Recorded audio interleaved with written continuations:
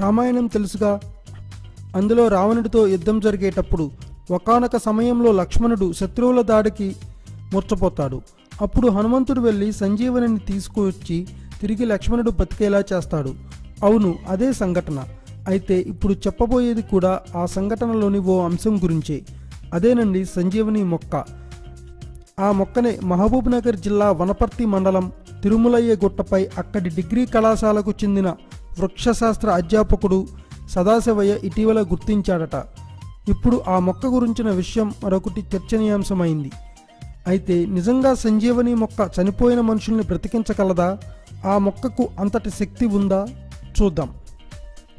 ఎత్తైన పర్వతాలపై మాత్రమే పెరిగే సంజీవని మొక్క శాస్త్రీయ నామం నెలగినెల్లా బ్రయాపెర్టిస్.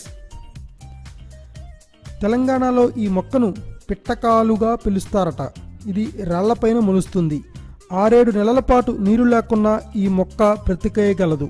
అయితే ఈ మొక్కకు పలు అనారోగ్యాలను నయం చేసే శక్తి ఉందని పలు జాతీయ అంతర్జాతీయ పరిశోధనల్లో తేలింది. తీవ్రమైన గాయాలకు, వడదెబ్బకు, దెబ్బతిన్న కణజాలాన్ని మళ్లీ బాగు చేసేందుకు, జీవక్రియలను సక్రమంగా నడిపించేందుకు, ప్రాణాపాయ స్థితిలో ఉన్న వ్యక్తిని మళ్లీ మామూలు స్థితికి రప్పించేందుకు, ఆస్తమా, శ్వాసకోశ వ్యాధులు, జ్వరం, వాంతులు, రక్త సంబంధ వ్యాధులను నయం చేసేందుకు ఈ మొక్క బాగా ఉపయోగపడుతుందని శాస్త్రవేత్తలు గుర్తించారు.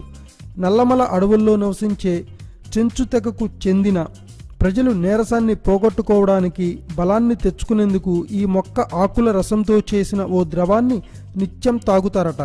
మరణించబోతున్న లేదా మరణించిన వ్యక్తుల్లో ఉండే ఓ రకమైన వైరస్ను నాశనం చేసేందుకు అవసరమైన పలు హార్మోన్లను సంజీవని మొక్క స్రవిస్తుందట. ఈ క్రమంలోనే అలాంటి ప్రాణాపాయ స్థితిలో ఉన్నవారు ఈ మొక్క ద్వారా బతికేందుకు అవకాశం ఎక్కువగా ఉందట. Thanks for watching. Please subscribe our channel.